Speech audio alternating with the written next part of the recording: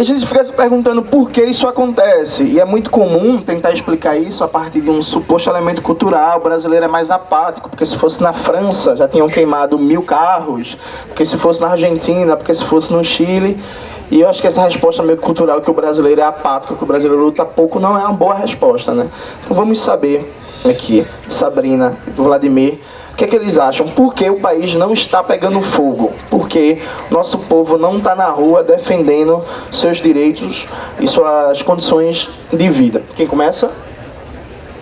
Tá. Obrigada, Jones. Obrigada pela presença do Vladimir Safatli também. Bom dia, pessoal. Meu nome é Sabrina Fernandes, eu sou socióloga e eu também tenho um canal de YouTube chamado Tese 11. Para quem não conhece, eu lancei esse livro agora que, curiosamente, o título da mesa pega do meu subtítulo, né? Encruzilhada da Esquerda Brasileira. E essa pergunta do Jones é muito importante porque é algo que tem perturbado muita gente mesmo. Desde o lançamento dos primeiros vazamentos pelo Intercept, muita gente entrou naquela lógica, tá vendo, a gente estava certo, nós falamos disso o tempo inteiro, agora nós temos evidências concretas.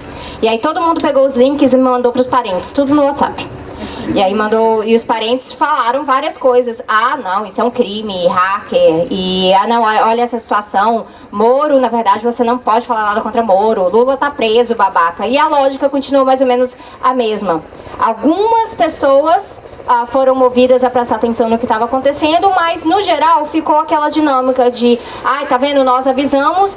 E, do outro lado, pessoas que muito já adeptas a um projeto de um governo bolsonarista, ao fato de que se faz uma manipulação midiática e do judiciário brasileiro há muito tempo, inclusive é algo que afeta o brasileiro não de agora. É bom a gente sempre lembrar que a deficiência da nossa democracia, ela não é de agora, ela não é de 2013 para cá, ela não é do golpe para cá, a gente vai tendo um acirramento através da conjuntura, mas o que a gente tem é uma democracia liberal e a democracia liberal parte do pressuposto que haverão ciclos e nesses ciclos eles estarão trazendo os retrocessos que eles querem implementar, porque a burguesia mantém o seu poder econômico a partir disso aí. Então, com essa situação, nós temos uma dificuldade até de diálogo, e ontem na mesa a gente falou um pouco sobre isso, mas eu acredito que nós mesmos, que somos as pessoas que nos identificamos como esquerda, na sua variedade de esquerda, moderada, radical, revolucionária, inclusive a esquerda liberal, que é um fenômeno que existe no Brasil também, quando se depara com uma situação dessa e chega no eu avisei, a gente fica preso praticamente num ciclo orgásmico. Tá vendo? Então, tá certo. A gente tira um prazerzinho desse processo. Olha como é que a gente estava certo. A gente vai se autoafirmando nisso.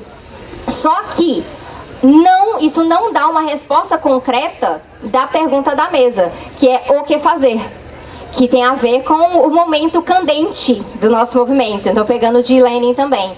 O que a gente faz para realmente acender uma fagulha nesse processo? Porque para a gente poder ver o Brasil pegando fogo, a gente tem que aprender a acender essa fagulha, primeiramente. E não estamos conseguindo montar uma ponte entre o que é revelações como essas e o que a gente pode fazer para mudar quem está ali. Muita gente parte da ilusão de que, então descobrimos isso, o Moro vai cair. Não, gente, a gente vive no Brasil do golpe. O Moro não vai cair assim. Então todo mundo que votou no Bolsonaro finalmente vai entender quem que o Bolsonaro é. E se a pessoa não entender, é porque ela necessariamente é fascista. E isso é um problema. É um problema de análise de como que se deu esse processo eleitoral. O que estava por trás disso? E eu tenho uma argumentação através do fenômeno de despolitização. É muito complicado a gente estabelecer algo relacionado a, tá vendo? Essa é a evidência que a gente tem de algo que foi feito que é errado, que é injusto, que teve interferência, que teve corrupção de um juiz, se a própria noção do que é corrupção, do que é democracia, do que é o poder na sociedade, que para essa galera é um fla-flu relacionado a uma grande ameaça comunista, que quem dera estivesse ocorrendo no Brasil nesse momento, e os significados são significados que acabam sendo trocados.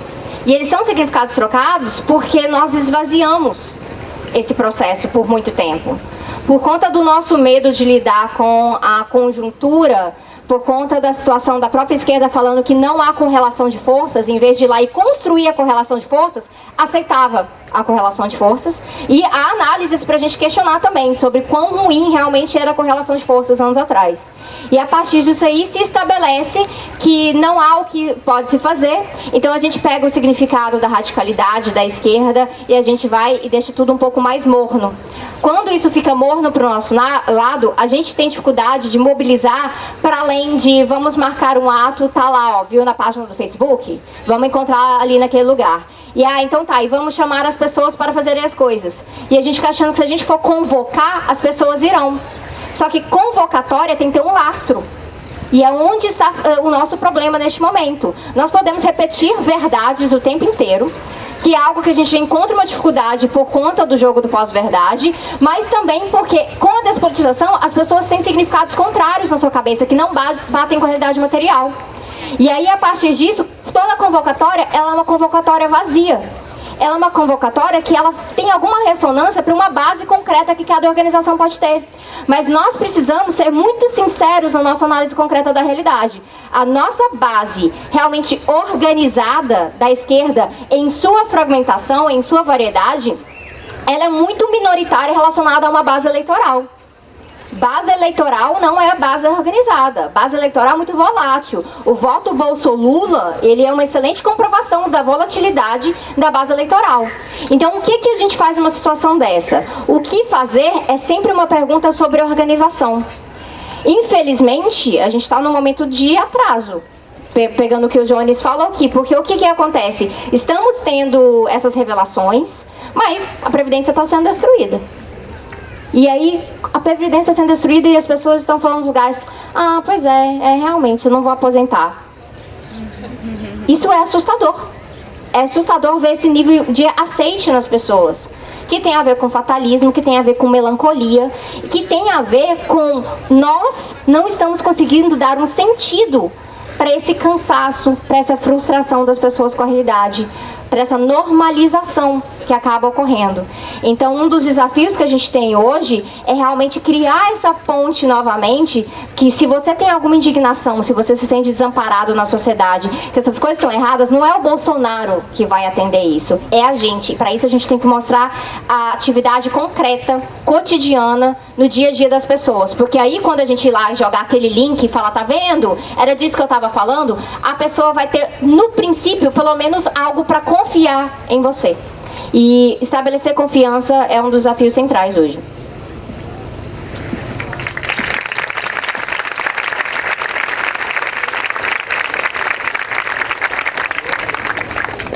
Ok, então inicialmente eu gostaria de agradecer o convite que me foi feito para vir aqui nessa mesa, para conversar com vocês, aqui junto com Sabrina, com o João.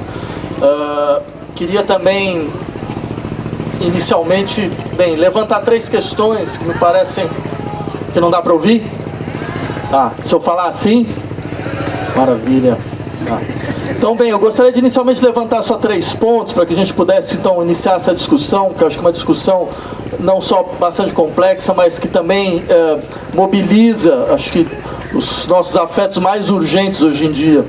Eu queria lembrar só, inicialmente, o seguinte. Vejam, de fato, o que aconteceu nessa semana foi algo bastante exemplar, que demonstra como nós estamos perdendo. E talvez fosse importante começar daí, começar pelo fato de que talvez seja necessário assumir que nós agora estamos perdendo. Porque seria importante também entender por que nós estamos perdendo. O que acontece que faz com que nós percamos de maneira tão explícita durante tantos anos. Porque vejam o que aconteceu nessa semana. Só pegando um exemplo, a partir do momento que você define a idade para aposentadoria no Brasil, 65 anos para homens, 62 para mulheres, eu só gostaria de lembrar vocês que a expectativa média de vida no Maranhão, no Piauí, em Alagoas, para os homens, é 67 anos.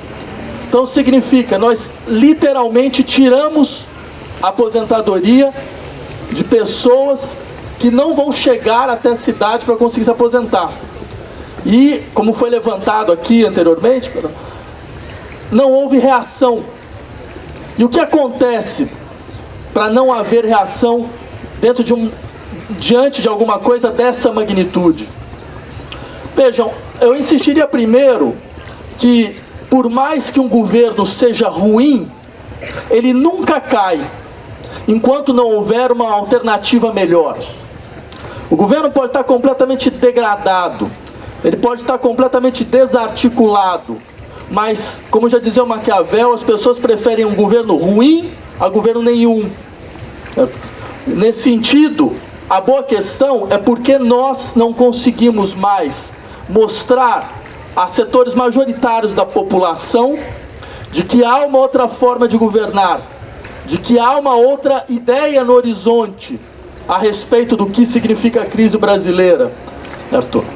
E nesse sentido, é importante a gente entender, entre outras coisas, como mesmo para a esquerda, não é claro o que nós queremos, certo? Nós fazemos discursos muito explícitos de reação. Nós falamos não à reforma da Previdência, não à reforma trabalhista, não à reforma tributária, não a todas essas pautas. Mas a questão é o que nós exatamente queremos. Não é claro para a população. E mesmo entre nós ouvimos, por exemplo, pessoas do campo da esquerda falando que a esquerda deveria ter a sua reforma da Previdência. Certo? Ou seja, o que é algo da ordem do absurdo completo, porque demonstra a incapacidade de certos setores do nosso lado de criar uma posição hegemônica. Certo? Isso, se nós acrescentarmos a esse elemento, certo, o fato de que nós vivemos em um país onde, porque não há manifestações, há várias razões a serem levantadas, mas acho uma que é importante e que a gente normalmente negligencia. Isso diferencia de maneira explícita a situação brasileira da situação de outros países, certo? E não necessariamente nós precisamos mobilizar categorias como mentalidade brasileira ou qualquer coisa parecida. É o grau de violência estatal e policial do Brasil contra a sua própria população. As pessoas sabem que se elas forem para a rua, se elas forem se mobilizar, a possibilidade que elas têm de não voltar para casa é real, certo? O grau de violência que o país passa atualmente, certo, é algo... Eu lembraria a vocês, por exemplo, faço parte de uma comissão de direitos humanos que está, entre outras coisas, investigando esse caso, o caso Morro do Falê. Talvez vocês lembrem o que é o caso. 17 pessoas foram assassinadas pela polícia à faca. A faca. A polícia matou a faca. Certo? Mostrando o grau, na verdade, de barbarismo do aparato do Estado. Certo? Então, esse elemento é um elemento decisivo. E ele ressoa, entre outras coisas, a incapacidade que o Brasil teve de sequer dar conta do que foi o seu passado recente ditatorial. A gente está falando de um país onde se tortura mais hoje do que na época da ditadura militar. É o único país na América Latina onde o índice de tortura é maior do que na época da ditadura militar. E nós naturalizamos isso. Nós tínhamos um necro-estado dentro do Estado, mesmo numa época que nós chamávamos de democrática, e nós víamos isso como algo natural. Nós nunca desmontamos esse necro-estado. Certo? A polícia militar continuou como polícia militar, mesmo se até órgãos da ONU pediram ao país que desmantelasse a sua polícia militar, porque ela é uma aberração em termos, certo? Porque não há nenhum país praticamente que tenha uma polícia militar, porque a polícia, quando é uma polícia militar, ela é uma polícia que simplesmente policia quartéis e fronteiras. O Brasil é um dos pouquíssimos países do mundo onde a polícia militar policia todo o espaço urbano, certo? O que demonstra de maneira muito clara o tipo de reação ou de estrutura de guerra civil de baixa intensidade com a qual nós nos acostumamos. Então, depois disso, se perguntar por que o povo não se rebela, tem uma contradição, certo? Tem uma contradição, porque, entre outras coisas, nós podemos nos rebelar e nós temos certeza que nós voltaremos vivos, ou pelo menos uma certa certeza. As pessoas mais vulneráveis desse país não têm essa certeza. Elas estão vivendo um processo contínuo de violência estatal cada vez pior e cada vez mais aberto. Isso é um ponto. O segundo ponto que eu queria levantar, e talvez nós tenhamos uma certa surpresa pelo fato de que revelações tão bombásticas, certo, do grau de degradação, certo, que o processo eleitoral desse país passou nesse último ano, ou seja, em última instância, nós não tivemos uma eleição. A eleição foi simplesmente uma farsa, porque uma eleição na qual, entre outras coisas, você retira, porque a história é fantástica, ela é meio shakespeariana, não sei se juntem os pontos, ou seja, um senhor retira da corrida eleitoral uma pessoa que iria ganhar a eleição, ele aprisiona para que ao final do processo ele mesmo seja presidente da República. Ou seja, havia um projeto de poder pessoal, havia um plano de poder pessoal dentro desse processo, certo? E nós falamos, mas como isso não deixa a população completamente estarrecida? Eu diria, entre outras coisas, porque o setor da população que hoje foi em direção à extrema-direita se vê como realizando um processo revolucionário. Eles se veem como parte de uma revolução. E a desgraça desse país é que revolução é um termo que hoje só se fala à direita. É só a direita que se percebe isso, ou seja, eles acreditam, entre outras coisas, que não é possível confiar nas instituições, certo? Que se der algum problema com o Congresso, você tem que chamar diretamente o poder popular, certo? Que afinal de contas essa história de lei, quem acredita realmente em lei? Porque na verdade a lei é a expressão do mais forte. Desculpa, mas isso eram coisas que a esquerda falava. Você percebe? O discurso mudou de lado. Certo? Então o discurso da ruptura hoje vem da direita. Então isso é o que acontece. Todo o desejo anti-institucional desse país, que é enorme, porque é um desejo de todas as pessoas que compreendem que nós não conseguimos, de uma certa maneira, produzir algo como uma democracia efetiva. Nossa experiência institucional foi um fracasso, certo? Mas todo esse desejo tende a ir só para um lado. Por quê? Porque do outro lado não há nada claro. Não há nada absolutamente claro. Que posição nós estamos? O que de fato nós queremos? Nós queremos voltar ao sistema de acordos que permitiu uma ilusão de governabilidade durante mais ou menos 13 anos, certo? E que redundou no que redundou? Mas se nós não queremos isso, nós queremos o quê? E por que nós não falamos claramente o que nós queremos? Que tipo de experiência de organização econômica nós queremos? Certo? Dentro desse horizonte de vácuo, é claro que esse governo, que é um governo proto-fascista, ele corre sem fricção. O elemento desesperador da nossa situação é que enquanto nós estamos paralisados, você tem um processo que corre sem parar, porque não se trata em momento algum de dar um passo para trás. Vocês já perceberam, a dinâmica desse governo é quando há algum tipo de tensão, ele dobra a aposta, e ele vai dobrar até o fim, porque uma coisa é clara, ele sabe que ele tem 30% de apoio da população brasileira, e esses 30% estão bem mobilizados. Nós não, eles estão, mesmo sendo minoritário, sendo que seria necessário que os outros 30% conseguissem de fato se mobilizar. E aí vem a boa questão, por que nós não conseguimos? Onde está o problema para que, além de uma nova forma de organização apareça, onde está o problema para que uma nova ideia do que significa incorporar dentro de um processo político, o que significa um sujeito político, não consegue aparecer na realidade brasileira atual? Era isso.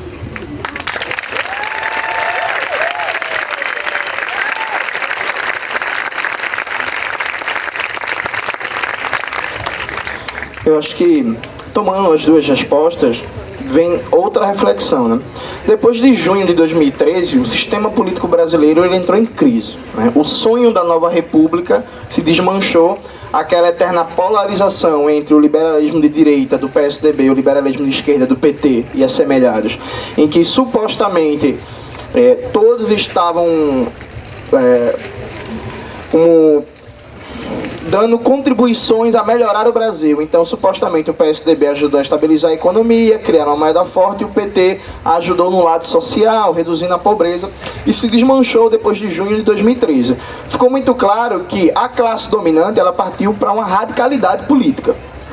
A classe dominante, ela partiu para destruir os direitos trabalhistas, a previdência, as estatais, para fechar o regime democrático, a democracia burguesa brasileira, um regime cada vez mais militarizado, mais violento. Só que surge um processo de radicalização pelo lado da classe dominante, pelo lado da direita, e a gente fica meio que esperando, cadê a radicalização do lado das forças populares, da classe trabalhadora, da esquerda? A eleição de 2018 foi muito interessante para a gente pensar isso. Por quê? A gente vivia uma eleição em que nos últimos 5 anos se gritava que o Brasil vivia um golpe. Né? Golpe, ou tentativa de golpe, ou depois do golpe consumado. Quem fala golpe, fala em ruptura das instituições da democracia burguesa. Portanto, não dá mais para ter o mínimo de confiabilidade nas regras do jogo e tem que se propor alternativas para além das instituições. Por lógica, já que vivemos um momento de golpe, de estado de exceção, uma categoria que voltou muito à moda. Porém, as duas candidaturas mais importantes no campo da esquerda e da centro-esquerda, por assim dizer, a candidatura do Guilherme Boulos e a candidatura do Fernando Haddad, não só não conseguiram expressar essa radicalidade, como foi meio incrível, como durante a campanha, ambas as candidaturas negavam o selo de radical. Então, quando se perguntava ao Haddad, não, o PT é um governo radical de esquerda, ele dizia, não, o PT tem confiança do mercado. No governo do PT, os bancos ganharam muito dinheiro, as empresas também. O próprio Guilherme Boulos, que é um rapaz que veio dos movimentos sociais, ação direta, quando perguntava, você é radical? Ele dizia, não, radical é a realidade brasileira, mas eu não sou radical. Então, no campo da esquerda, meio que ninguém quer ser radical, né? Uma coisa interessante, né? As pessoas não gostam da melhor parte da história, né? Que é a parte da radicalidade. E no campo da direita, seja pelo lado do reacionarismo com bolsonarismo, ou daquele ultraliberalismo fofinho do João Amoedo, e por aí vai, eles assumiram a radicalidade. Eles estão indo para destruir tudo. E aí vem a grande dúvida. Por que a gente não consegue expressar essa radicalidade política que a conjuntura está pedindo? Porque me parece que não existe mais espaço para nenhum tipo de projeto de conciliação de classes. A ideia de que a gente vai fazer um projeto em que a burguesia vai continuar ganhando, seu poder, a sua propriedade, o seu prestígio, a sua riqueza vai ficar intocada, mas os de baixo vão ganhar alguma coisa. Até porque, dentre outros motivos, foi aprovado um negócio chamado carinhosamente de PEC da morte, né? Que é a Emenda Constitucional 95, que congela por 20 anos os investimentos públicos reais em saúde, educação, cultura, lazer, transporte e segurança. Então, até do ponto de vista constitucional, um projeto de esquerda no governo que quiser construir escolas, hospitais, universidades, ele vai ter que derrubar a PEC da morte. E se a gente não tem maioria no Congresso, como nunca vai ter, porque o sistema político burguês é feito para a esquerda revolucionária e a esquerda de maneira geral não tem maioria, por isso que, dentre das coisas, que é um sistema burguês, que se fosse fácil ter maioria nesse sistema, a coisa seria mais tranquila. Até para fazer coisas básicas, a gente vai precisar de um nível de radicalidade absurdo, né? Então, os tempos do Brasil, do Lula, se é que aquilo deu certo, mas para quem acha que deu certo, aquilo não é mais possível. Então, por que esse polo radical da esquerda não está surgindo? E como construir? Quer começar agora, Vladimir, ou Sabrina de novo? Eu vou começar, mas eu vou começar com o título de um livro do Safak. A gente tem um problema que tem uma esquerda que teme dizer seu nome. Essa é uma situação concreta. Se a gente tem uma despolitização relacionada ao que é esquerda, o que é comunismo, socialismo, um problema que a gente tem é que parte da esquerda simplesmente faz coro com isso. Faz coro. Repete exatamente o que a direita mente sobre a gente. Em vez de ir lá e falar, não, eles estão mentindo, eles estão equivocados, eles estão manipulando, vamos resgatar o significado e vamos construir uma sociedade radicalmente diferente no Brasil. O que a gente faz? A gente aceita uma posição de estar no anti. Eu faço uma discussão dessa no livro, entre o anti e o pró. A gente pode ter uma grande quantidade de pessoas que está unida, por exemplo, contra o Bolsonaro. Ser anti-Bolsonaro, basta você ter bom senso no Brasil hoje em dia. Esse é o básico. Então, o que significa? Então dá para ter até uma aliança tática com uma galera que tem uma visão de sociedade completamente diferente da nossa. Porque a gente está pensando em questões pontuais e tudo mais. Só que a gente sabe o limite disso e o voto da reforma da Previdência demonstrou esse limite. Porque a gente pode ter aliança tática num campo, como parte da educação, porque educação não é qualquer coisa, né? Educação pública não é educação privada. São coisas diferentes. Mas na hora da reforma da Previdência, vende a gente no processo e ainda fala que foi por convicção. E aí o que acontece em relação a isso aí? A gente se perde se a gente ficar só nesse algo muito amplo. Porque a gente não vai fazer a nossa formulação própria de que tipo de sociedade que a gente quer para a gente ter algo para apresentar para as pessoas. A eleição do ano passado foi pautada em pessoas que falavam que não tinha alternativa. Não tinha escolha, então eu vou de Bolsonaro. Isso é um sintoma muito forte da falência da nossa capacidade de apresentar um projeto de sociedade que seja realmente diferente, que não seja mais do mesmo, porque o mais do mesmo, e a análise do materialismo histórico nos traz isso, o mais do mesmo contribuiu para onde chegamos. O mais do mesmo deu as condições históricas para que algo ocorresse. Porque é muito mais fácil ter um golpe parlamentar quando a direita está normalizada como base do governo. E tem muita gente que não aceita, não pode, não é hora de criticar. Sinto muito, se a gente não critica agora, sempre vai ser tarde demais para criticar. Então a gente tem que fugir desse tipo de parâmetro. Vamos criticar sempre. A crítica da esquerda... A crítica da esquerda pela esquerda é o que fortalece a esquerda. A crítica da direita à esquerda é ataque. E o que tem ocorrido é justamente o contrário. A gente tem favorecido esses ataques. O que aconteceu ano passado, quando eles falavam, olha, porque eles são comunistas, o que as pessoas mais queriam falar, não, mas eu não sou comunista, não. Eu quero que as pessoas mais façam, sou comunista sim, eu defendo esse projeto de sociedade. Que é radicalmente diferente, que é revolucionário, que não bate com a normalização do sistema. O que a gente tem são pessoas que estão frustradas porque alguns dos ganhos, as conquistas que tiveram no último período, quando elas começam a derreter, a culpa é do quê? É de uma corrupção, que é uma visão de corrupção muito manipulada e construída por aqueles que estão no judiciário. E aí o que a esquerda faz? A esquerda fala, não, calma aí, vamos fazer outro apelo pro TRF4, vamos agora conversar com o STF, vamos apelar para a ONU como instituição liberal. Essa é a dificuldade da nossa realidade. A gente fica esperando que alguma instituição cuja base própria nunca teve interesse popular na sua construção virá nos salvar. Porque isso nos isenta de fazer o nosso próprio trabalho.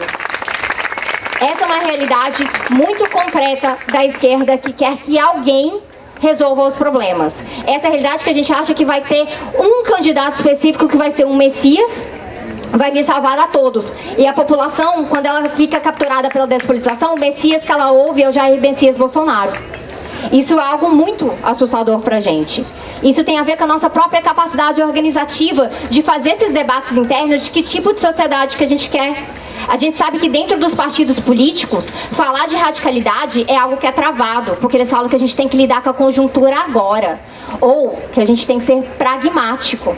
E o pragmatismo é a morte da radicalidade. O pragmatismo é a morte da alternativa, da utopia, do pensamento de uma sociedade diferente. Nós não podemos aceitar mais o pragmatismo. O pragmatismo tem a ver com o que a gente fala da Fukuyamização da história. Quando Fukuyama, um cientista político liberal, vem e fala, tá vendo, ó? Socialismo real tá morto. Acabou isso aí. Acabou a história. É o capitalismo que a gente vai seguir. E o que é mais assustador é que a maioria da esquerda, inclusive gente que faz parte de organização que tem socialismo e comunismo no nome, não aceita que a gente possa construir algo diferente. Simplesmente normalizou que é o fim da história mesmo, vamos lidar com o que está dado. E a gente tem que jogar o jogo em vez de mudar o jogo. Então, um dos problemas que a gente encontra realmente hoje, e eu vi muito isso, é que ao mesmo tempo que a gente via as candidaturas surgindo e todo mundo foi pra rua fazer vira-voto, a gente fez banquinha pela democracia, a gente foi dialogar com as pessoas, o Safatli também fez todo um puxado lá em São Paulo, todo mundo se engajou nesse processo, mas o engajamento não pode parar ali, ele tem que ser contínuo. A gente está lidando com um processo de uma crise que não é uma mera crise econômica no Brasil ou uma crise de uma democracia em vertigem. A gente está lidando com uma realidade que é inclusive uma crise ecológica que é global e que se a gente não agir hoje, daqui 20 anos a gente não está aqui nesse barco falando a mesma coisa de sempre não.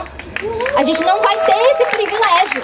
não temos mais o luxo de ficar esperando uma hora a correlação de forças ser favorável pra gente. A radicalidade é a única alternativa que nos sobrou. E o que é muito assustador é que nos Estados Unidos, Bernie Sanders, que tem um debate de socialismo que eu considero muito fraco, que me parece muito mais uma social-democracia, mas que na conjuntura dos Estados Unidos isso é radical. Isso, e pelo menos tem trazido pessoas em relação a isso.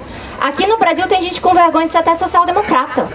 Esse é o nível. O aceite que vem da esquerda liberal, que quando a gente vai e critica, quando tem alguém que é a favor dos conglomerados privados de educação, ou quando é alguém que está junto com grandes fundações que financiam e favorecem uma reforma da Previdência, vem chamar de fogo amigo. Isso é uma pouca vergonha. A gente não pode aceitar esse tipo de situação, porque o que a esquerda precisa hoje em dia não é voltar a governar, não é ganhar a eleição municipal. A esquerda precisa construir lastro. Precisa construir significado. Governo é um resultado de uma construção prévia. E a gente tem feito tudo ao contrário. Que mulher.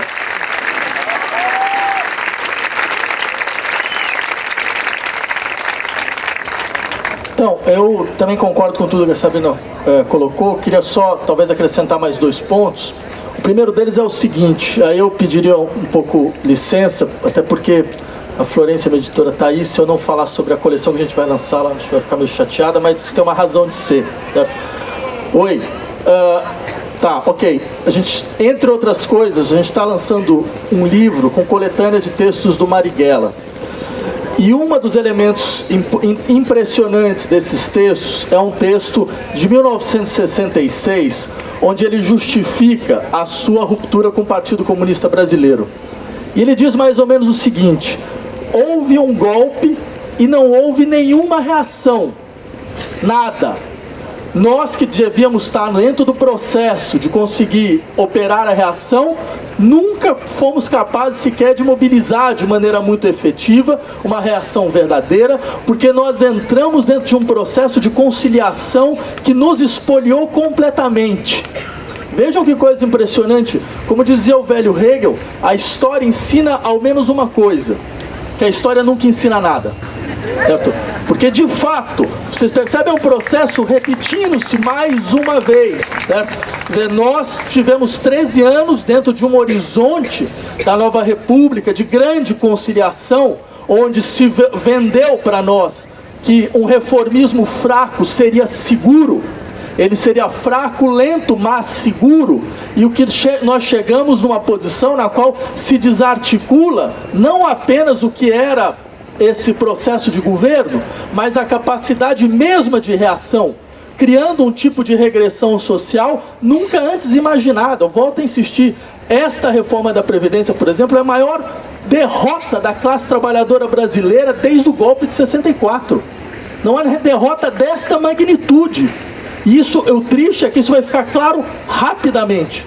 Então, um dos elementos talvez interessantes é que é fato que o Brasil chegou no limiar da sua ilusão histórica.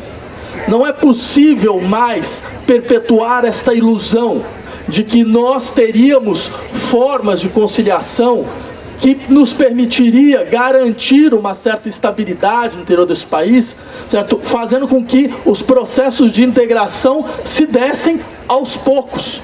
Nada disso é possível mais. Mas eu insistiria num aspecto: esse tipo de ilusão nos foi cara durante todo o nosso processo histórico.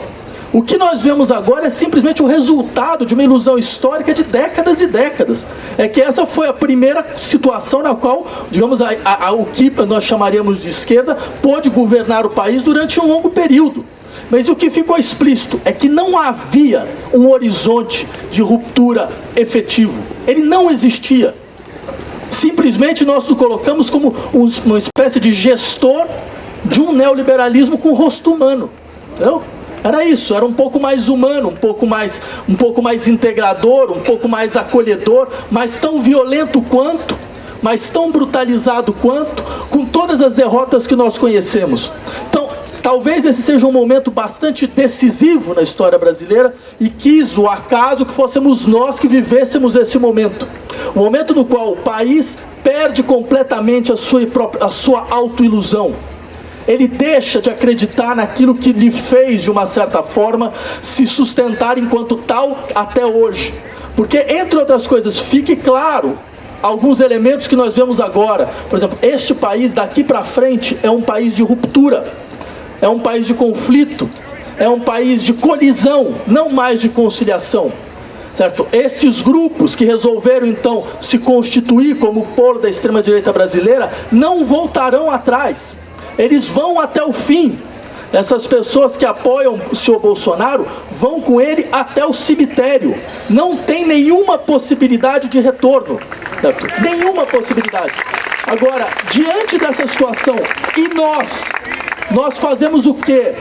Nós vamos de fato em direção a essa colisão, certo? E em nome do quê?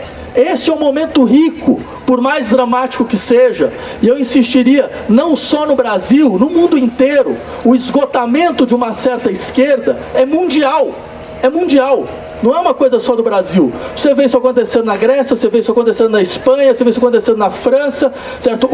E veja que coisa engraçada, em países onde a esquerda assume alguma forma de radicalidade, ela sobrevive. Certo? Vejam que coisa absolutamente demente, se nós pensarmos. A Sabrina levantou o caso do Bernie Sanders, que está longe de ser uma esquerda radical no mundo, mas para um país que até ontem socialismo era um palavrão, um sujeito que se diz socialista, veja que coisa engraçada, nem no Brasil alguém se diz socialista. O sujeito que se diz socialista, hoje, por exemplo, se tivesse a eleição, ele ganhava, segundo pesquisas eleitorais. O que demonstra o quê? As populações compreendem que o tipo de acordo que foi produzido desde a Segunda Guerra até hoje, construindo esse jogo de conquista do centro, implodiu, não existe mais, que agora a política é um processo que vai para os extremos. Certo? E a pior coisa que acontece quando a política vai para os extremos é você não assumir um extremo, porque você vai ser completamente tragado. Esse é um elemento, acho que é decisivo e importante. Segundo ponto, absolutamente central dentro desse debate, é se há um elemento que é nocivo no interior do fascismo, e há sim uma tendência proto-fascista na sociedade brasileira hoje, é a implosão de toda forma de solidariedade genérica. Vejam como até o próprio discurso da corrupção é utilizado. A lógica do discurso da corrupção é mais ou menos a seguinte: o Estado é corrupto, sempre foi corrupto, sempre será corrupto, então não há nenhuma obrigação social que eu deva assumir, porque afinal de contas, se o Estado me taxa, o dinheiro vai embora. Então melhor do que tentar criar algum sistema de solidariedade é cada um por si. Eu dou para você o que é seu e você se vira, entendeu? Você vai, escolhe o que você quer, porque não dá para ter nenhuma ilusão de um espaço comum, que ele seja feito pelo Estado ou não, isso pouco importa, mas não há nenhuma possibilidade de um espaço comum, não há nenhuma possibilidade de uma solidariedade genérica. Mas o que é impressionante dentro desse discurso é que esse discurso começa, entre outras coisas, a constituir até a nossa gramática, até mesmo a gramática daqueles que querem resistir contra esse processo. E nós compreendemos que nós começamos a perder uma batalha quando nós começamos a falar a linguagem daquele contra o qual nós nos batemos. E isso está acontecendo. E eu insistiria, por mais duro que seja isso, eu poderia dar um exemplo, só para mostrar que dentro desse processo, talvez nós nem percebamos quando as coisas acontecem. Por exemplo, há 2 semanas atrás, eu tive num debate em Capão Redondo, onde de repente chegou uma pessoa e falou: olha, mas a gente não precisa da universidade para nada, certo? Porque afinal de contas, nós sabemos, segundo estatísticas, que se matam muito mais pessoas da periferia, negros, do que qualquer outro tipo de pessoa nesse país. Então eu olhei e falei: veja, presta atenção, tem uma contradição no seu discurso. Porque afinal de contas, quem fez as estatísticas? Quem levantou as estatísticas? Ou seja, em última instância, essa luta, ela é comum, ela é uma luta de todos. Porque, entre outras coisas, existem aqueles que não suportam uma situação como essa que nos é imposta no Brasil, que tudo aquilo que nós temos tem gosto de roubo. Tudo aquilo que nós temos tem gosto de roubado. Isso é insuportável num país como o Brasil. certo? Não é possível que um país continue a se preservar dessa forma, certo? Então, para isso, é necessário que desabe de uma vez por todas, não só todos os processos de desigualdade brutal com a qual nós estamos submetidos, certo? Que faz com que uns, como nós, tenhamos certos privilégios, enquanto outros estão numa situação completamente degradada, porque até para aqueles que, porventura, receberam esse privilégio, eles têm também o direito de dizer: é insuportável essa situação, é insuportável, é moralmente insuportável, é politicamente degradante viver num país como o Brasil desta maneira. Então esse país precisa aprender o que significa igualdade radical, uma coisa que ele nunca viu na sua história. Agora, este é o fato. Para que nós consigamos fazer isso, vai ser necessário emergir um tipo de consciência de solidariedade brutal entre todos aqueles que não se identificam mais com as figuras do poder, não se identificam mais com as instituições, não se identificam com a sua bandeira, não se identificam com a ordem, não se identificam com o progresso, não se identificam com nada disso. Isto é a maioria desse país.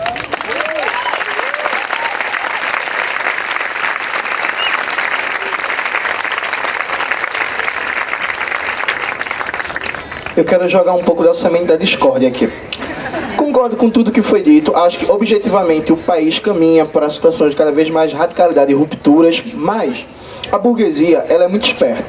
Ela atua em várias e várias frentes. Então, ao mesmo tempo que a burguesia brasileira está promovendo esse reacionarismo ultraliberal, via Bolsonaro, Paulo Guedes e assemelhados, ela também está atuando em outra frente. Ela está criando, em laboratórios políticos, uma certa esquerda. Então, nesse momento, enquanto a gente está aqui conversando, está rolando o processo de seleção para a RAPS, que é uma organização empresarial que seleciona lideranças sociais pelo Brasil afora, e aí forma essas lideranças sociais e políticas dentro de um discurso liberal de esquerda, ou um neoliberalismo progressista. Assim como há pouco tempo atrás acabou o processo de seleção do Renova Brasil. Renova Brasil, que também é uma organização de origem empresarial que está formando uma porrada de gente para a política e para alguns nichos de influência popular, que inclusive foi onde formou a Tabata Amaral, que é um desses produtos formados em laboratório político. É muito importante a vaia, mas é muito importante também perceber que ela é só de um processo mais amplo, porque repare bem, eu vou até pegar um elemento importante. O financiamento empresarial de campanha para a esquerda não no governo, até pelo menos 2014, era o consenso que não era aceitável. Então todo mundo que não estava no governo, que não era PT, PCdoB e por aí vai, considerava que o financiamento empresarial de campanha não é algo aceitável, porque quem paga a banda escolhe a música. De 2014 para cá, um processo de normalização do financiamento empresarial de campanha a partir de diversas formas, como o treinamento dessas fundações, apoio para aparecer nos monopólios de mídia, tanto que quando a Tabata Amaral surgiu, a gente da esquerda radical, os socialistas, comunistas, e que apontou as contradições, Sabrina e eu fomos chamados de invejosos milhões e milhões de vezes. Ah, vocês estão com inveja, a menina é um jovem talento e veio da periferia, e olha que lindo, história de superação, e ela veio de baixo e fez astrofísica e fala de sistema solar e por aí vai. Então repare, há um processo em que a burguesia, ela trabalha em duas frentes. Ela quer dizer que a única oposição que existe ao bolsonarismo é esse neoliberalismo progressista, essa esquerda liberal fofinha. Então é como se a nova polarização política do país, depois de PT e PSDB, fosse personificado, por exemplo, em Kim Kataguiri e Tabata Amaral. Aí Kim é a direita e Tabata Amaral é a esquerda. E a gente ri, mas isso tá dando certo. Porque faz um mês atrás, por exemplo, eu estava conversando com um camarada de partido, PCB, ele é professor do IFE, no interior de São Paulo. Ele falou, a Fundação Lehman chegou aqui no IFE, fez um processo de seleção, pegou os melhores alunos e aí distribuiu bolsa, mandou os meninos para estudar nos Estados Unidos. Eles estão fazendo um processo de seleção nos IFES, Brasil afora, nas escolas, nas favelas, cooptando uma série de pessoas para formar essas lideranças liberais, para criar um processo de americanização da política brasileira, no sentido de um partido democrata e um partido republicano. E é o partido ambos partidos iguais, né, o que Domênico Lousada chamava de monopartidarismo competitivo. Dois partidos com o mesmo programa, agora com uma estética diferente, né? O partido republicano, ele solta a bomba e fica feliz. O democrata, ele solta a bomba e pede desculpas depois, mas a bomba já foi soltada, né? Tipo isso. Então, como combater esse discurso social liberal? Porque depois das eleições, aconteceu uma coisa muito engraçada. O que eu vi de intelectual e de liderança da esquerda falando que a gente perdeu a eleição porque a gente dialogou pouco, porque teve um discurso muito sectário, e agora a gente precisa ampliar o discurso. Então a gente precisa ser mais amplo. Então existe uma série de movimentações em que fala: agora é o momento de reconstruir uma esquerda a partir de um discurso cada vez mais indiferente, cada vez não caracterizado como esquerda, porque a esquerda é minoria, então a gente não pode se fechar em um gueto, então tem que ser muito amplo. Eu estava no congresso da Uni antes de vir para cá, dividi a mesa com um companheiro de um partido que tem comunista no nome, mas não é muito comunista assim. Aí ele ainda estava na onda de que não, a gente precisa ampliar o nosso arco de aliança, porque existem liberais que são importantes para combater o fascismo. Quem era o exemplo do liberal dele? Rodrigo Maia. Então, o Rodrigo Maia, para ele, é um liberal, é alguém que vai ser importante para a gente combater o bolsonarismo. Então, como combater esse pensamento social liberal, que é cada vez mais forte e que tem uma estrutura de fundações empresariais gigantescas, que está cooptando muita gente mesmo, e está formando esse conjunto de lideranças que apelam para o discurso identitário? Porque eu acho que a única vantagem de ser pobre é que quando você faz política, quando vinham pra mim com esse discurso: ah, mas Tabata Amaral veio da periferia e não pode criticar. Não, eu vim também, ela tá falando merda. Deixa, eu tenho um lugar de fala da periferia aí, para com isso. Apelam para esse discurso identitário, então cada vez mais recrutando mulheres, negros e negras, LGBTs, pessoas da periferia, para junto ao discurso liberal com o discurso identitário. Não, como assim? Você vai me criticar? Eu vim da periferia, eu tô aqui subindo na vida, tô aqui tocando meus projetos. Ah, você é esquerda revolucionária, você não sabe o que eu passei na pele. E isso tá ficando muito forte. Então, como combater esse discurso social liberal junto com esse identitarismo e esse papel das fundações empresariais? Porque o Jorge Lemann, por exemplo, ele é o cara que financia ao mesmo tempo a formação de figuras como Tabata Amaral e o Partido Novo. Então ele joga assim. Inclusive no próprio site da RAPS tem lá as pessoas que participaram dos treinamentos, dos apoios. Tem gente do PT, tem gente do PCdoB, tem gente do PDT, tem gente do PSOL. Só não tem gente do PCB e do PSTU e do PCO, porque a gente não tem, esses partidos não têm uma estrutura de apelo eleitoral muito forte. Mas não tenha dúvida que, se passarem a ter, eles vão ser procurados também. Então eles jogam em todas as frentes. Como combater figuras como o Jorge Lemann e tantos outros empresários, que são muito mais perigosos do que o velho da van, né? Porque o velho da van aquilo fica fazendo graça e tal, mas existe todo um trabalho capilar de garantir que, mesmo na barbárie que o país está e está se aprofundando, garantir que o que for conhecido como esquerda seja essa esquerda liberal fofinha. Como combater isso? Essa é a pergunta de ouro no momento. E aí eu quero começar fazendo uma proposta interessante, porque partidos que possuem centralismo democrático têm uma certa vantagem nesse sentido, que aí você vai centralizar. Agora, a gente tem um problema em partidos amplos, eu discuto isso no meu livro também, que por mais que eu argumente que numa esquerda fragmentada faz sentido que esses partidos se organizem dessa maneira, tem um aspecto de uma liberdade parlamentar que é horrorosa. Os parlamentares são livres, por exemplo, para defender Israel. Isso é um absurdo dentro da esquerda. Isso tem que ser falado, porque a nossa pauta tem que ser sempre Palestina livre. Parlamentar poder usar da sua figura como parlamentar para defender Israel, ou parlamentar que pode normalizar uma relação muito amigável ali dentro com pessoas, essas alianças táticas, e aí depois não querem bater, não querem ir pra frente. Isso é um problema. Isso vem de como as candidaturas são construídas. Então, para pensar como que esses think tanks liberais, essas fundações estão aí minando, capturando pessoas, porque falam, não, depois a gente te dá um apoio para campanha e tal. E é sempre, não, mas é o empresário que está doando. Como se tivesse mudado alguma coisa, né? Empresa doar e empresário doar. Como se tivesse mudado alguma coisa. E aí, a partir disso aí, o pessoal fala, não, o que que tem? O que que tem? Eu penso assim, do ano passado para cá, da eleição passada para cá, tinha muita gente partido que não fazia nem ideia que isso estava ocorrendo. Que essas fundações estavam agindo, que esses think tanks estavam existindo. Agora não tem mais desculpa. Agora a gente já sabe. Então, agora para citar dois, se PT e PSOL não passarem em Congresso uma proibição de formação de candidato através desses think tanks, a gente tem um problema muito sério. Então, para as pessoas que são militantes desses dois partidos, eu inclusa, isso é uma pauta para ser jogada para Congresso. E eu sei que é foda, porque Congresso de partido tem fraude também. A gente tem que ser muito sincero sobre as coisas espúrias que acontecem dentro dos partidos de esquerda brasileira. O pessoal não quer que fala, não, vamos deixar mais baixo. Não, é absurdo, a gente não pode normalizar que isso ocorra. Que vira quebra-pau em Congresso toda vez. Que se atropela a tese um do outro. E aí, isso é uma questão de princípio muito básico. Se há um princípio de que não vamos ter financiamento de construtoras, de bancos e tudo mais, que bonito. Mas que tipo de outra relação com a burguesia que a gente também tem que proibir? Que não é inaceitável dentro das nossas fileiras.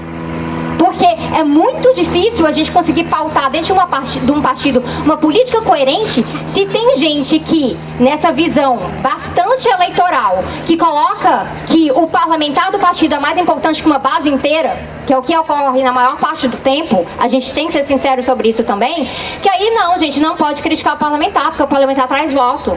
Porque depois o parlamentar traz emenda com isso. E aí, se o parlamentar ele já chega formado por esse tipo de organização, e às vezes com o próprio apoio financeiro, a gente vai ter um problema de embate que joga para dentro já dessa desigualdade de poder. O parlamentar ele deve servir para realmente estar ali, para servir ao propósito coletivo do partido como uma ferramenta de organização da classe. Partido não pode ser legenda. Isso já basta a direita com seus partidos de aluguel. A gente não pode normalizar isso da esquerda. São poucos partidos de esquerda, mesmo no Brasil. E mesmo dentro da sua fragmentação, aquela cola que une tem que trazer um mínimo de coerência. Então essa intervenção com esse parlamentarcentrismo é muito importante, porque há sim uma tendência de quando você está lá dentro, porque a instituição burguesa é uma instituição de contradição. Você está chegando ali com uma ideia diferente, com um projeto de sociedade diferente, mas todo o poder econômico que está ali organiza o espaço contrário àquilo que você quer propor. Então é uma tentação muito forte para parlamentares cederem ao que está ali. Isso no legislativo, imagina no executivo. Então, o que a gente pode fazer a partir disso? A gente tem que ter princípios muito fortes, muito claros, coisas que evitam depois um daciolo. Porque esse é um problema também, tem que ser tratado. Essas críticas, elas têm que surgir a todo momento para a gente fazer as correções internas. Como é que é o recrutamento de candidatos para os partidos? São pessoas que vêm das fileiras, que são militantes, que estão lutando, que estão no cotidiano, que estão construindo realmente? Ou é, não, aquela pessoa tem um potencial, olha, pode ser uma estrela, aí vai ganhar muito voto. Isso é problemático, a gente não pode fazer política dessa maneira. E aí isso entra também quando a gente está lidando, né, com essa normalização partidária, com como que a gente pensa que... tem uma burguesia, mencionando como o Jones falou aqui, o velho da van. Não, tá vendo? É o pior que tem, é o pior da burguesia, olha que cara nojento, etc, etc, etc. E aí parece que fica uma ilusão de que existe uma boa burguesia no Brasil. Que é mais boazinha, olha gente, ela é um pouquinho menos machista, ela é um pouquinho menos racista, olha só. Então a gente pode trabalhar com essa burguesia. Como se, não, existe uma elite do atraso, então vai existir uma elite do avanço. Me poupe. Me poupe disso. Não existe boa burguesia. A gente tem que desnormalizar isso. essa lógica moderada de que você pode se conciliar, você pode trabalhar com alguns e aqueles outros que estão com o Bolsonaro são ruins, essa galera pula de campo o tempo inteiro. Eles distribuem dinheiro adoidado para todos os campos, porque, por exemplo, o Renova BR, quando ele fala do recrutamento, eles falam abertamente, não faz diferença se é candidato de esquerda ou de direita, desde que seja de alta performance. É isso que eles estão olhando. E por que alta performance? Porque eles querem investir. Eles tratam como venture capital. Eles estão lá investindo, o capitalista está investindo numa alta performance. É como se o candidato fosse uma startup boazinha, joinha, legalzinha que está rolando agora. E essa lógica faz parecer que, já que o governo Bolsonaro foi eleito com a burguesia mais raivosa, aquela burguesia arcaica dos valores conservadores que nunca deixaram de existir nesse país, eles apenas passam por ciclos, porque a nossa estrutura conservadora e arcaica, a nossa estrutura é de uma falsa abolição da escravidão. Essa é a realidade no Brasil. Então, essa ilusão de que, não, agora tem uma outra burguesia que a gente vai negociar com ela, vai estar do nosso lado, é isso que leva a gente a colocar as pessoas, os nossos próprios inimigos dentro da nossa casa. Então, uns dirão que isso é purismo, que isso é sectarismo, mas, lógico, com a burguesia, para mim, não tem diálogo. Eu quero sim, é sectarismo com a burguesia sim, é antagonismo real sim. A gente tem que fortalecer os nossos. E para fortalecer os nossos, para que a gente está mandando candidato permitindo que faça formação com think tank? Bora fazer formação política revolucionária dentro das nossas organizações.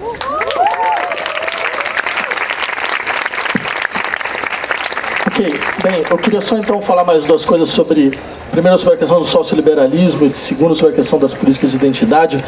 Sobre o socioliberalismo, eu queria só lembrar a vocês um texto de um jurista alemão, que era um jurista do nazismo, Carl Schmitt, que fala, é um texto muito interessante, porque alguns neoliberais como Hayek absorveram a ideia, que era mais ou menos o seguinte: Schmitt defende que a liberdade fundamental da sociedade é a liberdade de empreender. Todos devem ter essa liberdade de empreender. Só que existe um problema. O Estado interfere demais, diz ele. Nós criamos uma espécie de Estado total, porque em todo lugar onde tem conflito, aparece o Estado para fazer mediação. Em todo lugar onde tem contradição, aparece então alguma instituição para tentar dar uma parte para um lado, outra parte por outro. Então, ou seja, ele virou uma emulação da sociedade, né? Então ele não consegue mais se pôr acima dos conflitos da sociedade. Então é necessário, dizer, até para garantir a liberdade fundamental, que ele possa pairar acima dos conflitos. E como que isso significa o quê? Significa um Estado menor? Não. Significa uma outra forma de Estado total, que é uma forma de um Estado que vai então lutar com todas as suas forças para despolitizar a sociedade, para fazer com que todos os espaços de política e de contestação da sociedade sejam destroçados, porque só assim a liberdade de empreender é garantida. Décadas depois, quando o senhor Friedrich Hayek, que era o papa do neoliberalismo, foi dar uma entrevista no Chile em 1981, ou seja, quem governava o Chile em 1981, no Pinochet, ele dá uma entrevista no jornal chileno dizendo basicamente o seguinte: há certas situações onde uma ditadura é preferível a uma democracia, porque nós conhecemos democracias que são iliberais e há ditadores liberais. A ideia era a mesma. Percebem? A ideia era a mesma. Ou seja, para a liberdade de empreender é necessário um tipo de governo total que despolitize a sociedade por todos os lados, que centralize radicalmente, por exemplo, um poder que agora decide até qual vai ser a campanha eleitoral do Banco Público.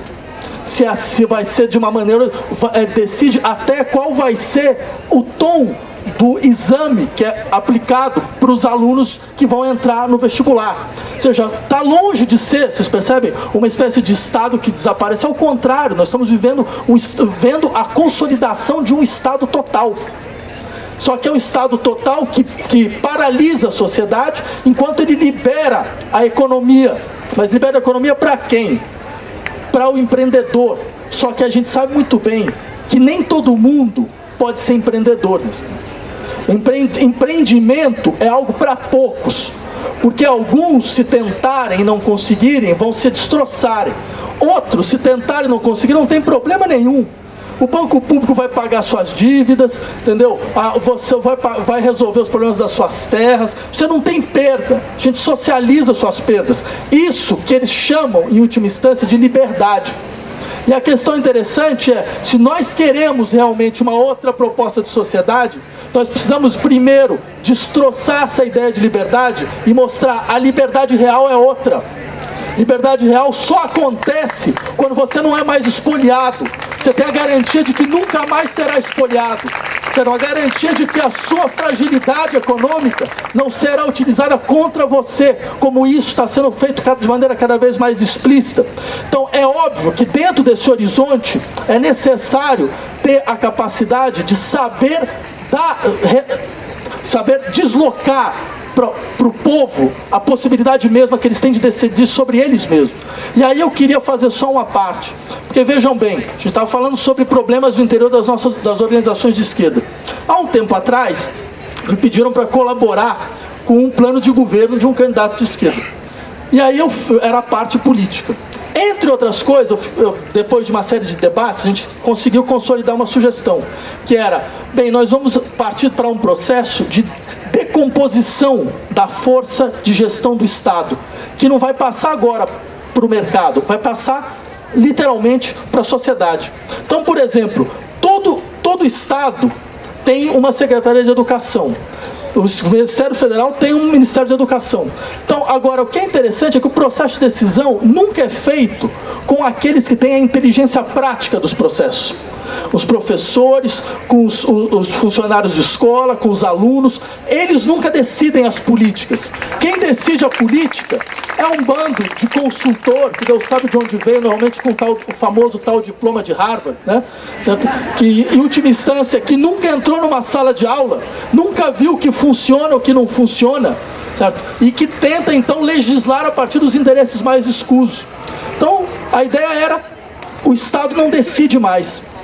Os conselhos nacionais de professores, de funcionários de escola, de alunos, são eles que decidem as políticas de educação. O Estado implementa, só isso. Certo? E foi muito interessante esse processo, porque no final a proposta sumiu, desapareceu.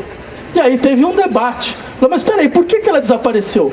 Aí alguns levantaram, não, porque era muito ingênua.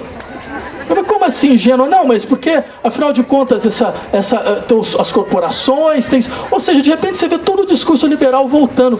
Eu falei, olha, muito obrigado que vocês falaram isso, porque eu achava que isso era um partido de esquerda.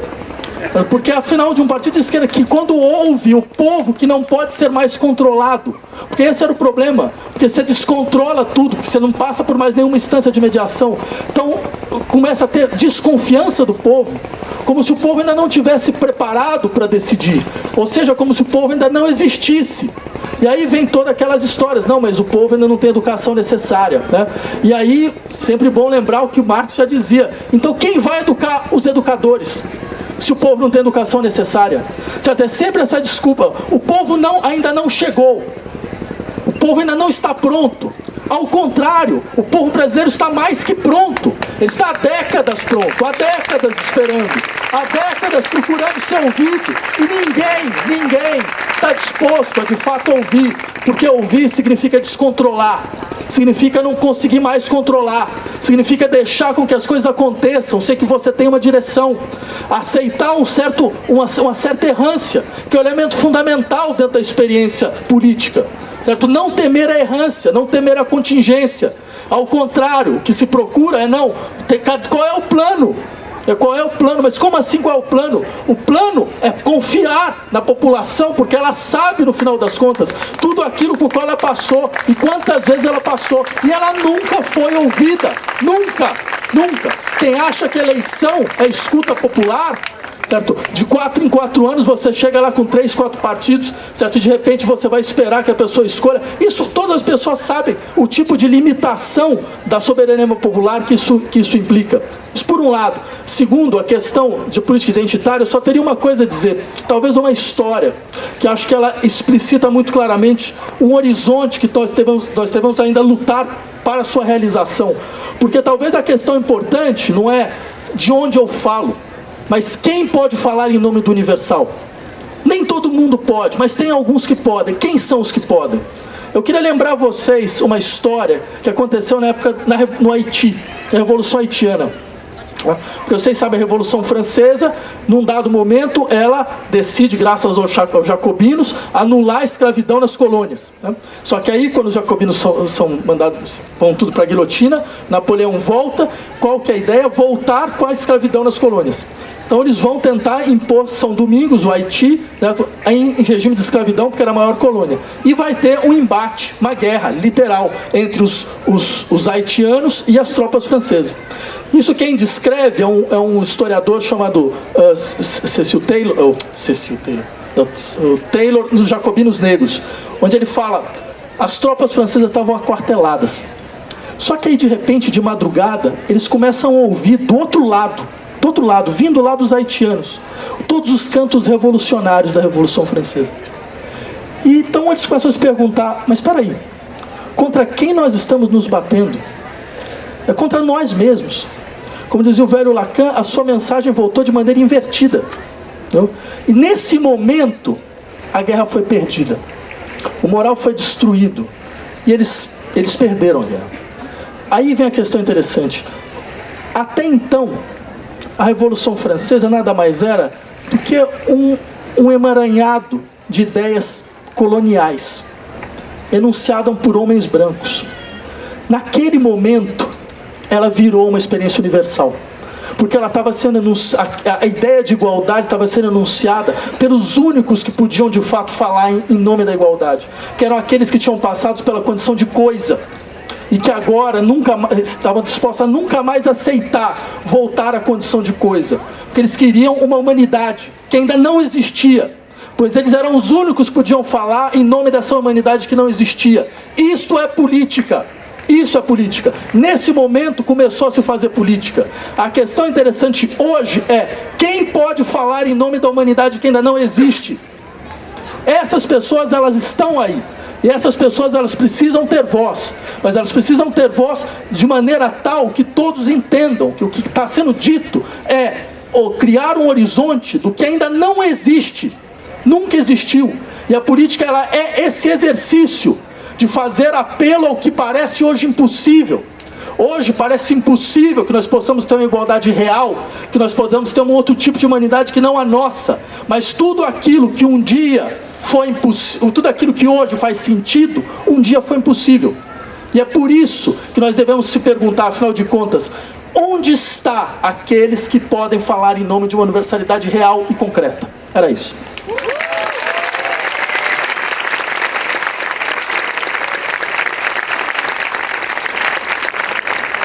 Pessoal, só relembrando e reforçando que o Alceu Castilho está ali, dando autógrafos ao seu livro, O Protegido. E aí, quem quiser trocar essa ideia com ele, aproveita. Dado o adiantado da hora, a gente vai passar para as perguntas, né? Questionamentos, reflexões, inquietações, enfim. Coloquem o que vocês acham que devem ser colocados para... E breve, né? Isso é importante. Vai ser breve porque, enfim, horário, adiantado da hora, almoço, essas coisas que vocês sabem. E aí o microfone está aí embaixo, aberto. Esse lado aqui, ó. Oi? Certo, tranquilo. Pode vir. Enquanto ela vem, se quiser outra pessoa que está mais próxima, fica à vontade. Bom dia. Eu aqui vim de uma forma quase que desesperada, assim, para essa mesa. Eu saí recentemente da universidade, trabalho há pouco mais de um ano, e eu trabalho direto com a população, e eu vim do movimento estudantil, enfim, da universidade pública, mas de um curso muito elitizado e tal, e não acho que a gente tenha acertado muito, embora os estudantes foram pra rua, não acho que tá muito por aí. Mas acontece que quando eu fui trabalhar, eu vi que o povo percebe as coisas muito rápido. Então, no primeiro corte do Bolsa Família, 2 meses depois, a população estava chegando para mim e já vendo as consequências disso na sua vida. E o povo está morrendo, está muito difícil, está foda. E eu trabalho numa cidade de 5 mil habitantes, que recebeu nos últimos 2 meses quase 3 mil habitantes do Nordeste vindo para trabalhar em condição semi-escravo. E assim, tá caótico a situação. Então o povo percebe muito rápido. Mas a minha questão é que tem talvez uma das forças que a gente pouco se debruça e que me dá muita angústia, que é a religião. E eu queria que vocês falassem um pouquinho disso. Porque eles não têm limites nenhum, eles estão no Congresso, eles paralisam a população, porque o povo percebe todos os dias. Só que aí a gente fala dessas figuras messiânicas, o voto do Lula foi pro Bolsonaro porque a gente personifica todas as nossas lideranças, a gente não faz movimento horizontal, e aí vem a igreja e fala para eles que tudo que a gente lutou é porque Deus deu e etc, e eles estão lá com um monte de dinheiro. E aí, como é que fica isso? Como que a gente vai barrar isso? Como que a gente luta contra isso? Massa, obrigado. Próximo. Boa tarde, bom dia, quer dizer, eu sou a Lisandra e eu gostaria de fazer uma pergunta sobre quais são os elementos que faltam para que esses grupos alternativos emerjam e ganham destaque e se radicalizem. O que mais precisamos perder? Eu sou estudante de gestão de políticas públicas na USP Leste e fiz parte do grupo que o Vladimir puxou. E foi possível observar lacunas enormes entre nós estudantes da própria Universidade de São Paulo, que deveria ser um local de criação de alternativas plurais e inovadoras, mas que muitos só conseguiam pensar em escrever manifestos, nada muito concreto. Então, pegando ainda o gancho da fala da Sabrina, militantes de esquerda e filiados a partidos ocupam espaços dentro da universidade e não agem nem mesmo dentro desses espaços, nem com as pautas locais. A moradia estudantil CRUSP está extremamente sucateada, só tem 2 máquinas de lavar, então é uma política de permanência e nem com isso eles conseguem reivindicar dentro desses espaços. E eu faço parte da representação docente da USP Leste lá. Somos todos autônomos e conseguimos estabelecer, institucionalizar o café da manhã, que não existia dentro da Universidade de São Paulo, porque era na Zona Leste, é uma importante política de permanência estudantil. E sem partido algum, e a gente queria saber... a gente percebe ainda uma enorme dificuldade de renovação de lideranças e a dificuldade de criar esse sentimento de solidariedade entre os estudantes nos tempos atuais. Então eu retomo, se não podemos contar nem com os militantes partidarizados, tidos como aptos para, enfim, jogar dentro desse jogo democrático, como que vai surgir essas novas lideranças, se vocês conhecem exemplos em outros países, enfim. Obrigada. Valeu. Quantas perguntas tem? Só uma. Então, a gente só tem 20 minutos, então vamos fazer o seguinte, a dela e mais uma, tem condição? Porque eu sei que tem muita gente querendo falar, mas é pelo adiantado da hora. Mas vamos lá. Bom dia, meu nome é Naira, eu vim do Piauí, que é um estado que me orgulha muito, que foi o único estado do país que o Bolsonaro não ganhou em nenhuma cidade.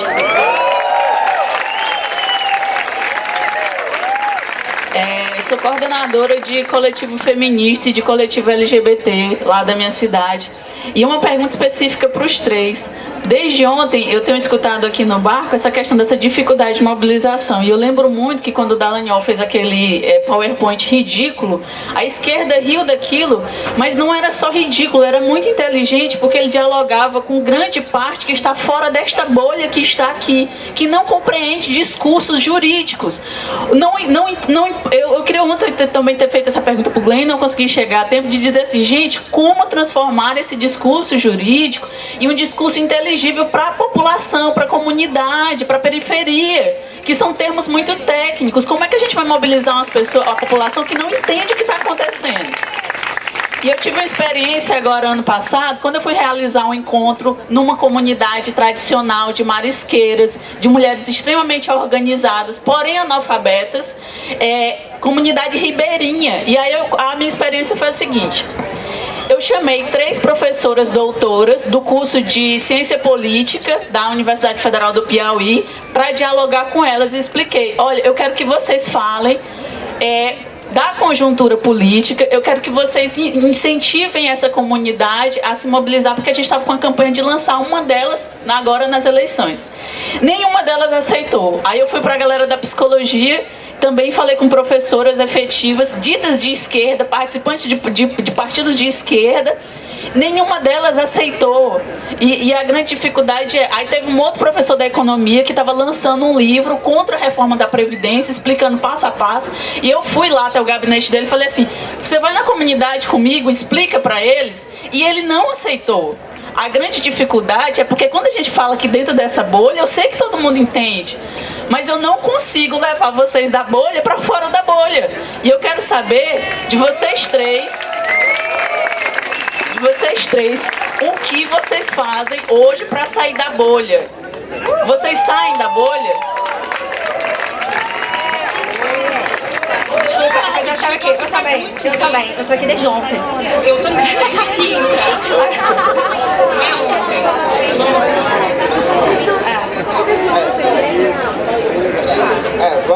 Vamos fazer o seguinte, vamos fazer essas três rapidão, respondendo rápido. E depois abre um novo bloco de acordo com a disponibilidade também do horário do bar. Beleza? Pode ser assim? Então, vou passar a palavra, mas só duas questões rápidas. A primeira moça que falou sobre religião é um negócio muito amplo para debater. Eu esqueci teu nome. Marília?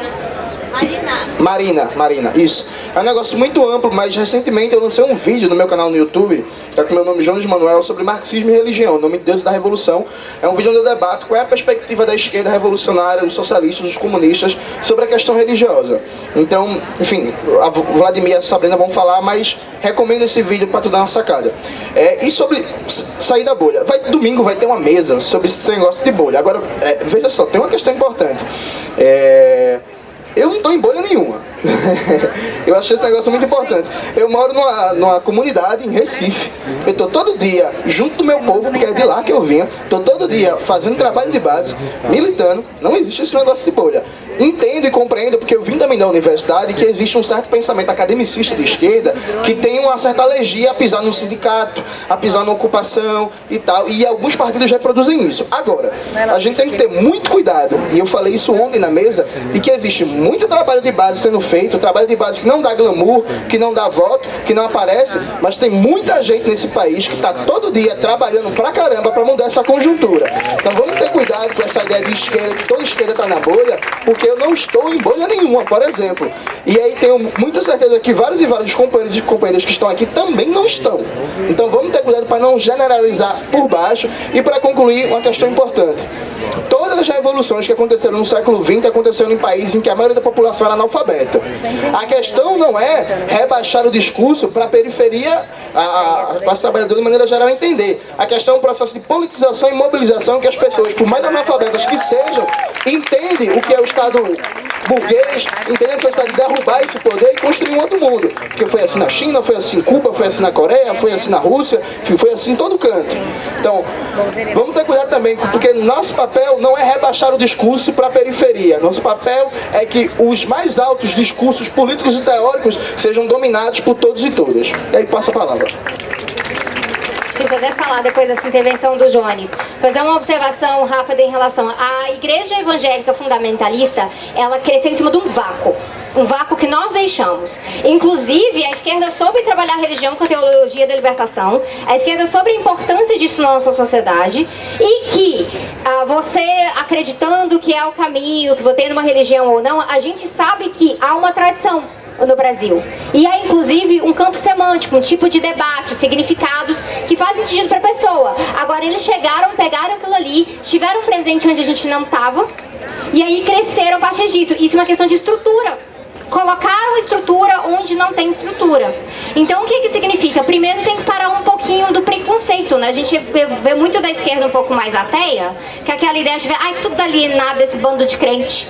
E isso é um problema muito grave na hora de estabelecer diálogo. Nós precisamos fortalecer lideranças religiosas que tenham um projeto parecido com o nosso. Pode ter lá na frente um horizonte distinto, mas um projeto de responsabilização, de materialidade, que a gente faz a diferença agora, a gente faz boas ações, a gente está com as pessoas. Eu gosto de lembrar, por exemplo, pastor Henrique Vieira, aqui no Rio de Janeiro. Nós temos a Frente Evangélica pela Legalização do Aborto, cara, que são mulheres corajosas, que a minha amiga Camila Mantovani tá exilada na Costa Rica por conta de perseguição política nesse Brasil hoje em dia, passando perrengue lá. Então tem pessoas de esquerda fazendo esse trabalho, a gente tem que valorizar. Tem pessoas como o padre Júlio Lancelotti, em São Paulo, que é uma das pessoas mais humanas que a gente conhece, que tá lá lutando porque Bruno Covas tá de novo agora fazendo a política do Dória, que também teve na época do Haddad, de ficar arrancando coisa da população de rua. Então a gente tem que falar dessa questão. Uma outra coisa sobre a questão de comunicação. Vamos assumir responsabilidade.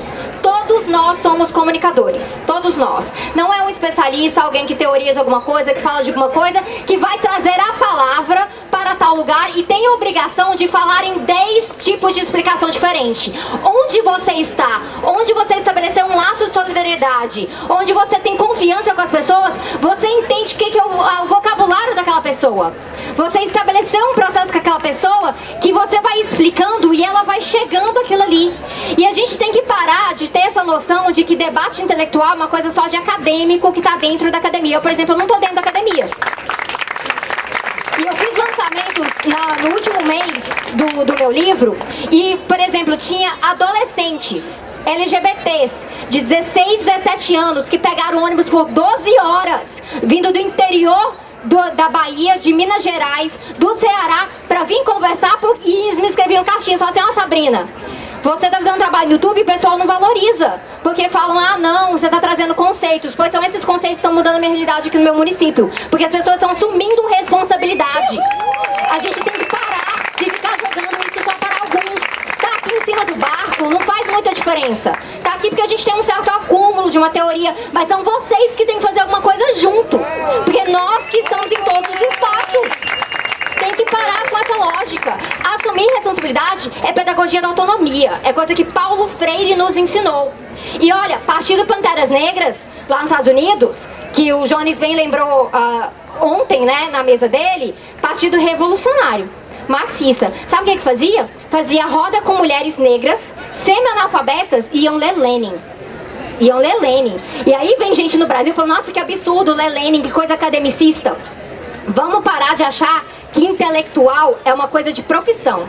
Intelectual é função que você cumpre na sociedade. E Antônio Gramsci já falava disso. Todos nós somos intelectuais. Então o Partido Panteras Negras estava dando a ferramenta para essas mulheres tomarem controle do seu próprio destino, com teoria e prática, porque é essa unidade que é praxis que a gente precisa hoje.